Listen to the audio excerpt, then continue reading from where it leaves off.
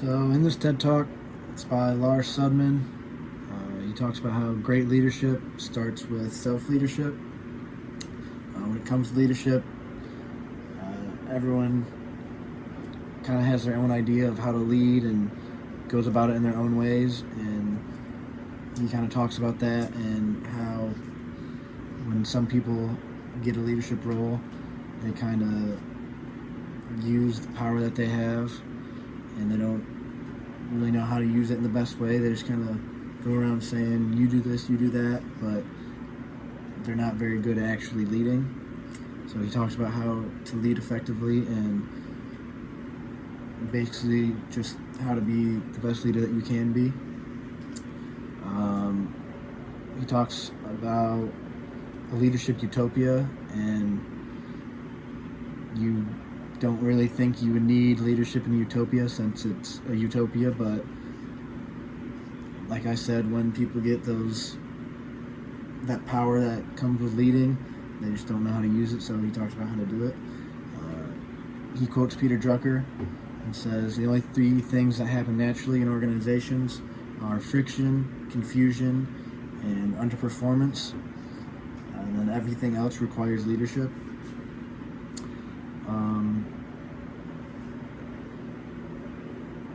He asks the audience to reflect on leaders that they've had in life, and he asks you to think of the best leader you've had and the worst leader you've had, and he has you think of what they did well, what they didn't do well, and he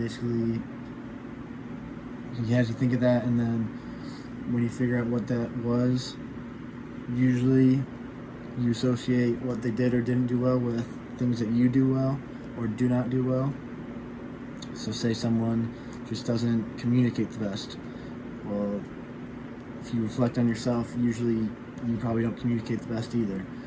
And he has you think of, so when you become a leader, you have a rendezvous with reality.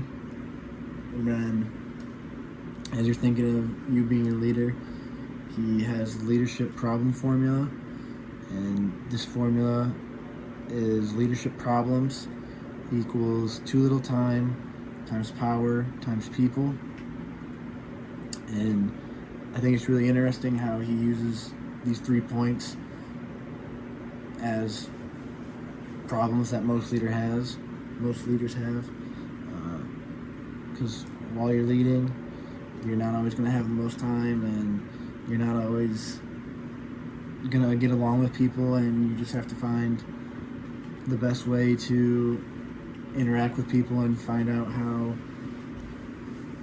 some people want to be led, and you just have to find a way to get the best out of them. And the power part is basically how you react when you are given this power, because like I said earlier, some people get this power and they just think they can relax and don't have to do anything. They can get others to do whatever they need, but in reality it's just you were given this position so you can help other people figure out what they need to do, and you need to do stuff as well, and you can't just make other people do your work for you. And then he goes into talking about Marcus Aurelius. He was a philosopher and an emperor of Rome, and he said that he was the true beacon of enlightened leadership, and he was pretty much the one that started the whole self-leadership thing. And self-leadership is basically, he said, you have to lead yourself before going out and leading others. So you have to figure out what you do well and how you're going to do it, and basically how you're going to be the best leader you can be before you go out and tell others what to do. Some strategies that he used was self-awareness, which is character traits check.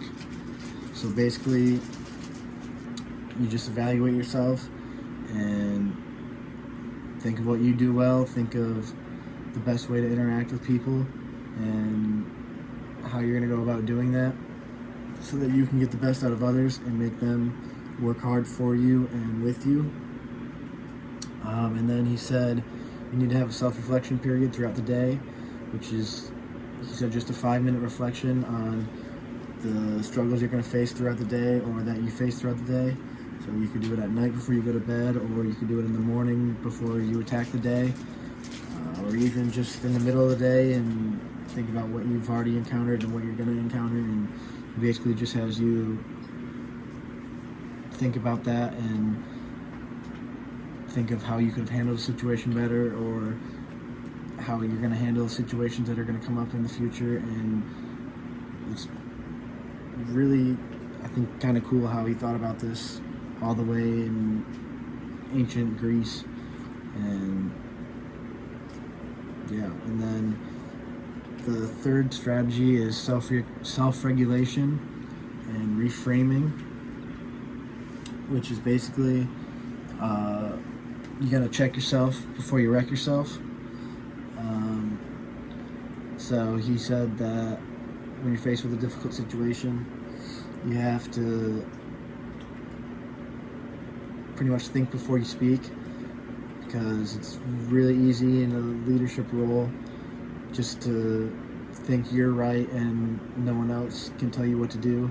So you just have to listen to everyone, hear them out, and not overreact in any situation, because if you're the leader of an organization or just a group of people are going to be looking up to you, and you're supposed to be that kind of role model to them and help them. And if you're overreacting about little stuff that they do or stuff they did wrong, then it's going to look bad, and they're not going to want to do stuff for you or with you, and it's just not going to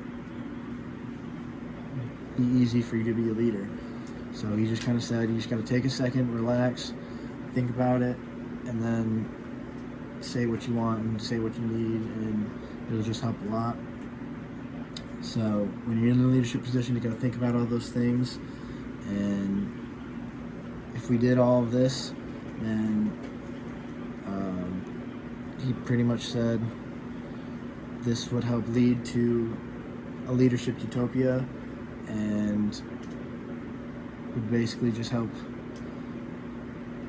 everything go smooth, and there wouldn't be as many problems because of how you lead and how you kind of just react when you are given this leadership role.